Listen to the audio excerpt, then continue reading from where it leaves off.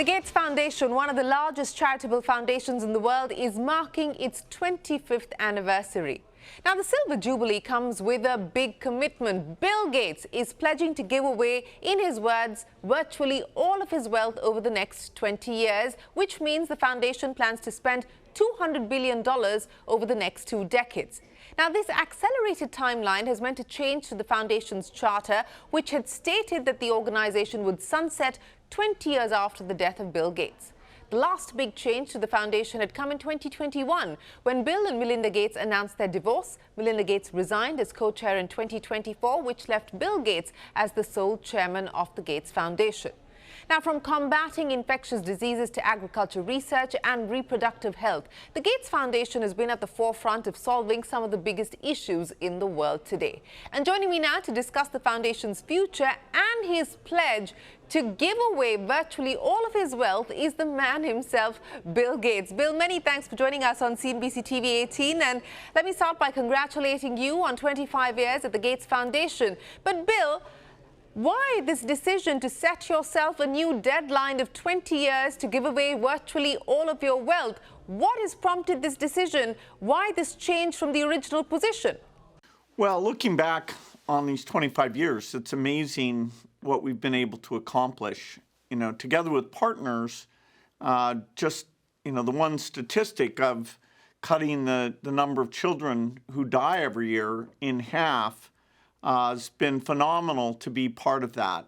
And so as I was thinking about that, I decided that we should essentially double down and spend all the rest of the money I'm lucky enough to have through the foundation on these causes over the next 20 years. And that'll allow us to be very aggressive, make some fantastic progress, and we'll have real clarity. A lot of resources for 20 years, and then others can step in with whatever we haven't been able to finish off. If I may, Bill, is this decision to accelerate or speed up the giving that you're doing linked to the overall environment that we're currently seeing, where there is a retreat from multilateral institutions, from multilateral arrangements, from development aid? How much of this acceleration perhaps is also linked to the change in the environment as we see it today? Now, this decision was made before all of these reductions were clear to us. I would say in the short run, it means the work we do is going to be challenged. Although I expect every year we'll have progress in India and some of the countries we work in. In Africa right now, these cuts to the aid budgets, the debt situation, some of the instability means the next 4 or 5 years will be difficult. But over the time period that all my money will be given, I still expect to see pretty incredible progress. So in the short run, I am very disappointed that aid generosity is down. But with the innovations in the pipeline, with, I think, going to people and saying that those aid budgets should come back to some degree, I'm super excited about what we can achieve in these next 20 years. Bill, you talked about doubling down on the significant resources that you've already committed. $100 billion was the previous amount that you did over the last 25 years in spending. You're doubling down on that, $200 billion between now and 2045. So help me understand, these are big numbers. Prioritize for me how you intend to use this money and what are you hoping to achieve in terms of impact? Well, the first 25 years, we got child-to deaths down from 10 million to under 5 million a year.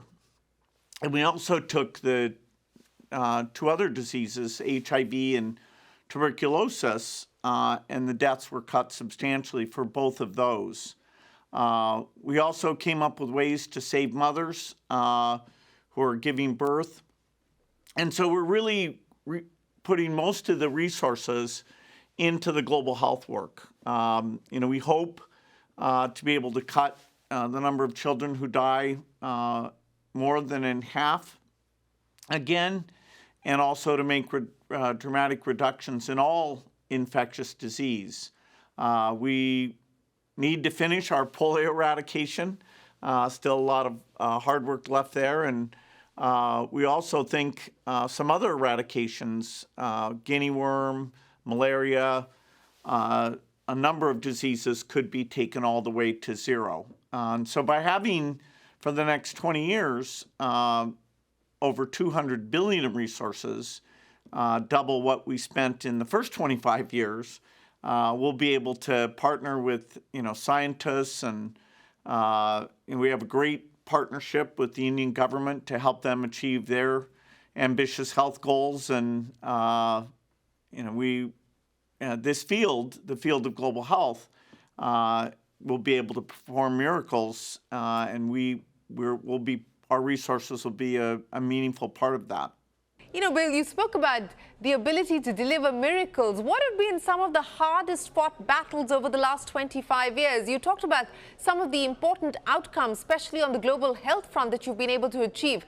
What's been the hardest part of making those a reality? Resource is one thing. Execution is another thing altogether. What's been the tough part on the execution front? Yeah, so for the foundation, we both work on the R&D side, so like creating new vaccines. And so, with Serum, a great Indian partner, a meningitis vaccine was one of the first new ones the foundation did. Later, a rotavirus vaccine that was very low cost, a pneumococcus vaccine. Then with other partners like Bharat, a rotavirus vaccine that also brought prices down. So it's the vaccine work, both in the R&D and the delivery, is probably at the top of the list of the impact that we've had.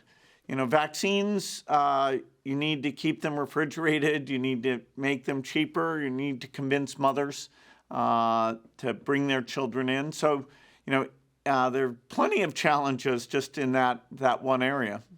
Bill, you talk about India. Now, you've been spending a fair amount of your time here in India, and of course, the foundation has been working in India for a good part of the last 25 years. Let me ask you about what excites you about what's happening in India today. How important is India going to be for the Gates Foundation over the next 20 years?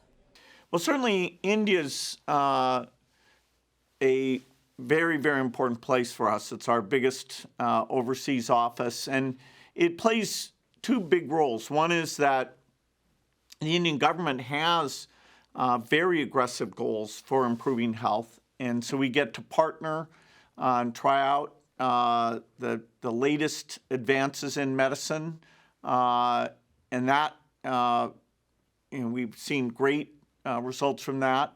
But the actual creation, the R&D of the new tools, whether it's diagnostics, vaccines, drugs, new seeds to help farmers, or ways of taking AI and helping with health and agriculture as well as education. India is going to be a place where there's so many smart people, so much desire to see these improvements that will pioneer a lot of things first in India, and the brilliant work there will then benefit the entire world. Paradigmatic of that is the work in digital finance, where Aadhaar and the ability to pay digitally, India really did an amazing job on that, and now we work with the Indian government to make that available to all countries. But Bill, you've been spending more and more time here in India and doing lots of fun, interesting things, not just linked to the foundation, but even outside of the work that the foundation is doing. What about being in India, about making the connections here in India, the people that you're spending your time with inspire you today? I mean, is this a new romance with India that started over the last few years? No, I've always been fascinated by India, and of course Microsoft has had a fantastic relationship in terms of the huge development offices that we have in India, as well as amazing people like Satya Nadella that have come and made huge contributions to the company. And so as I moved from Microsoft to the foundation, I took that understanding of the great talent that's there with me And so, I get to India on a regular basis and get to meet with the partners there. The majority of the world's vaccines by volume are made in India. We've had, so many important partnerships with that, and that's really growing. The quality of research in India, its desire to go even beyond vaccines with the tools that are provided, it's very timely. And, part of that is Prime Minister Modi's been very generous at sharing with me his goals, and so we can talk about how the foundation helps with that. Bill, you've referenced vaccines, and I want to ask you this in the context of the last conversation you and I had, which was in September in New York last year. Now, there you had talked about being a salesman for Gavi, the Global Vaccine Alliance, in its quest to raise funds. You've been central to Gavi's ambition and aspiration of providing affordable vaccines to the world. At this juncture, with the very real possibility of funding drying up, specifically from the US, how concerned would you be about Gavi's future? Well, I'm very, very concerned. It would be tragic if Gavi weren't able to raise as much or more money for this next 5 years as it's had for the last 5 years. And yet, it's pretty clear that we're going to see a reduction. I continue to talk to all the governments about the impact. There's nothing more amazing than making sure all the children of the world have these miraculous vaccines. So we'll see what we're able to raise, but it's looking tough. I'd say the next 5 years, the whole aid picture, whether it's Gavi or Global Fund, are going to mean that we might go backwards a little bit before we resume the progress we've seen since the turn of the century. And that's just a mistake, and I'll be speaking out very loudly, try to get the U.S. back in, try to get others to maintain or even increase, in some cases, their giving. But do you feel confident or optimistic about that? You said you're going to try and draw people back to the table. But at this point, with the global retreat that we are seeing, especially from development goals, Bill, how much of a slide back do you believe we should be prepared for? Are we set for? Well, we have two forces. One is the power of innovation, that is new tools, whether that's new drugs, new vaccines. We have AI to even help with the delivery, to talk to patients and give them advice about care seeking, things like the ultrasound that'll help figure out about the whether a pregnancy needs special care. So the innovation side is, if anything, going faster than ever. The generosity on resources for the delivery side, the next 5 years are going to be tough. And that might mean some of our statistics that have been improving, we might have a period where they'll get somewhat worse, particularly in Africa. And that's tragic. That shouldn't happen.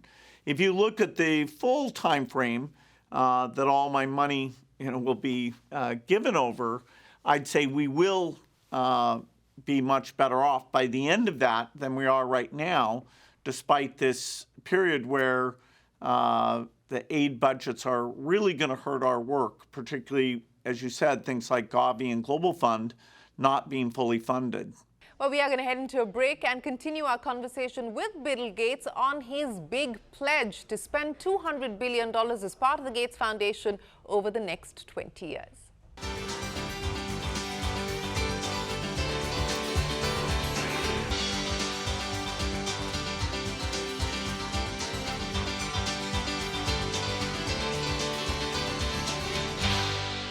Welcome back. You're watching the CNBC-TV18 exclusive. We're in conversation with Bill Gates on the big pledge of accelerating the spending being done by the Gates Foundation, $200 billion over the next 20 years.